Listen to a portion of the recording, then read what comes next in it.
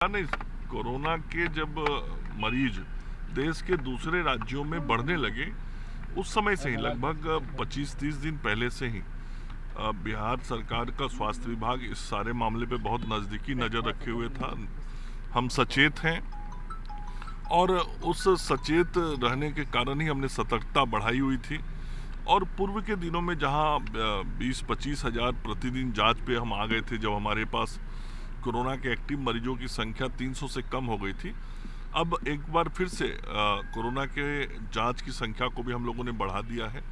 लगभग 60,000, 70,000 प्रतिदिन कोरोना की टेस्टिंग की जा रही है। तो टेस्टिंग, ट्रीटमेंट और ट्रैकिंग, ये जो व्यवस्था है उस व्यवस्था को हमने चुस्त दुरुस्त किया हुआ है और यह सतर्कता काफ़ी पहले से हम लोग रख रहे हैं। इसी का परिणाम आप देखेंगे कि देश के दूसरे राज्यों में जिस तरीके से कोरोना की वृद्धि हुई है, बिहार में उस तुलना में बहुत ही नगण्य और बहुत कुछ नियंत्रित है। और हम लगातार सावधानी रख रहे हैं, लोगों का टेस्टिंग कर रहे हैं, जिसकी जरूरत पड़ रही है उसको आइसोलेट कर रहे हैं और ट्रीटमेंट कर रहे हैं। सर, इस बात की आशंका जताई जा रही है कि जिलावार या राज्य में कुछ इलाकों पर जो जिस तरीके से आंकड़े बढ़ रहे हैं उसको देखते हुए लॉकडाउन लगाया जा सकता है। नहीं, बिल्कुल नहीं, आप बिल्कुल नहीं। अभी भी कल शाम तक हमारे पास जो राज्य में एक्टिव केसेस थे वो 1500 के आसपास थे।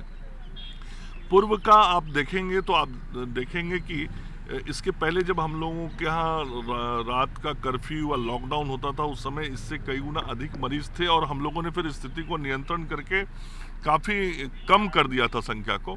इसलिए अभी 1500 की जो एक्टिव केसेस की संख्या है वो आप देख रहे होंगे, कई ज़िले में 4-6 ऐसे करके भी मरीज हैं, कहीं 15-20 है। तो संख्या ऐसी नहीं है कि अभी हम इस दूरी तक सोचें, इस दूरी तक विचार करें। और देश के दूसरे राज्यों की जो स्थिति है वो स्थिति बिहार की नहीं है, लेकिन हम सभी चीज़ों पर निगरानी रख रहे हैं और सतर्कता बढ़ते हुए जो सारी आवश्यक कार्रवाइयाँ करनी है वो की जा रही हैं। और आप देख रहे होंगे कि स्वास्थ्य विभाग की सभी छुट्टियाँ रद्द कर दी गई हैं, तो हम अलर्ट पे हैं। सर, एक सवाल क्या कारण क्या कोई 98% रिकवरी दर है, तो क्या एक उपलब्धि से माने अब तक के लिए? बिहार का रिकवरी रेट 98.8 के आसपास है और ये 99 से ऊपर चला गया था। अभी पिछले 10 दिनों में कुछ कम हुआ है। तो निश्चित रूप से आप देखेंगे राष्ट्रीय स्तर पे बिहार की तुलना करेंगे तो बिहार का परिणाम बेहतर है। क्या कोई पत्र प्राप्त हुआ है केंद्र सरकार से आप लोग को?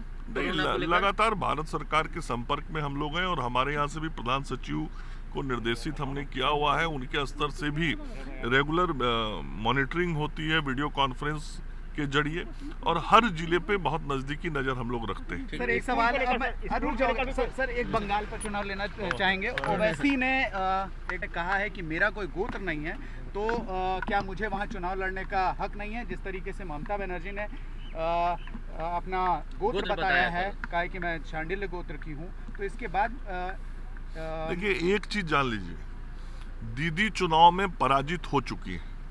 इवन नंदीग्राम से भी वो बुरी तरीके से हार रही हैं और वो जिस तरीके से बयान दे रही हैं, चाहे किसी भी संदर्भ में वो दे रही हैं, वो उनकी व्याकुलता को दिखाता है, उनकी घबराहट को दिखाता है और संभावित हार को दर्शाता क्या है। वो अपने शांडिल्य गोत्र को बताने का असर क्या पड़ेगा वोटरों पर? ये मैं कह रहा हूँ ना, जो कुछ भी वो कर रही हैं, मैं किसी एक स्पेसिफिक विषय पे नहीं जाऊंगा।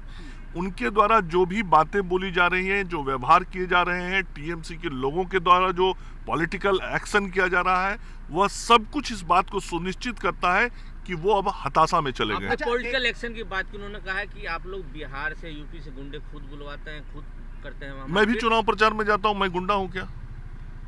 मैं भी चुनाव प्रचार में जाता हूँ।